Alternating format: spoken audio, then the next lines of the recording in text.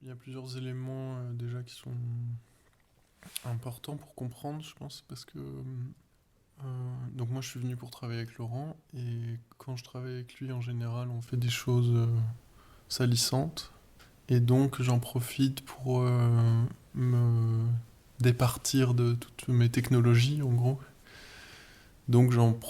j'utilise comme prétexte pour ne plus toucher mon téléphone ou m'éloigner le plus possible en fait de choses qui peuvent m'indiquer l'heure. Et donc ça participe aussi à casser une forme de monotonie, enfin ou en tout cas de surveillance du temps. Mais par contre, ça au contact de la vie à la maison qui est assez réglée en fait, ça te pousse à quand même avoir une espèce de surveillance ou avoir une conscience des heures qui passent, euh, au moins dans un cycle d'une journée. Mais sinon, c'est vrai que quand on est concentré sur le travail lui-même et que c'est un travail qui suit quelques jours et qui est procédural en fait, on a tendance à oublier les jours eux-mêmes. Et en fait, c'est juste une espèce de cycle qui est reproduit et qui est pas.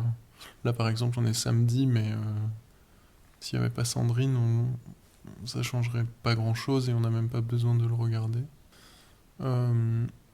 donc, du coup, là, on est rentré dans une logique aussi où on a plusieurs appointements par jour. Et donc, il faut quand même avoir cette forme de surveillance, mais en fait, ça reste assez léger et c'est pas. Hmm, je dirais que là, ça laisse la possibilité en fait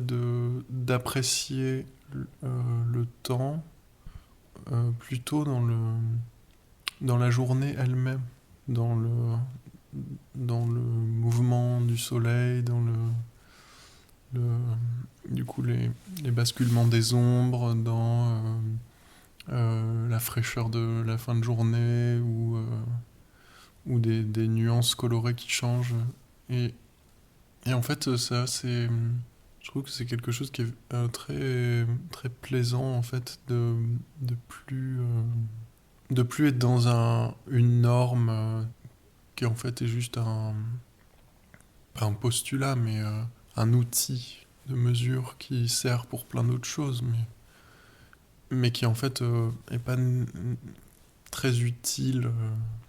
dans cette circonstance-là, et donc dont on pourrait se départir.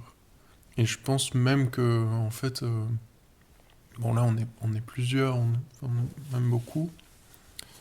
c'est bien de l'utiliser comme un outil collectif, mais en fait je pense que si on s'en passait, on réussirait à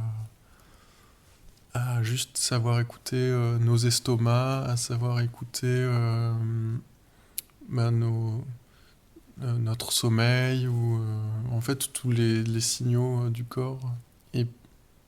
mais je pense aussi que la manière qu'on a de vivre le temps et de suivre notre corps, enfin, ou de l'écouter en tout cas, elle est matricée par cette présence des heures qu'on a depuis toujours.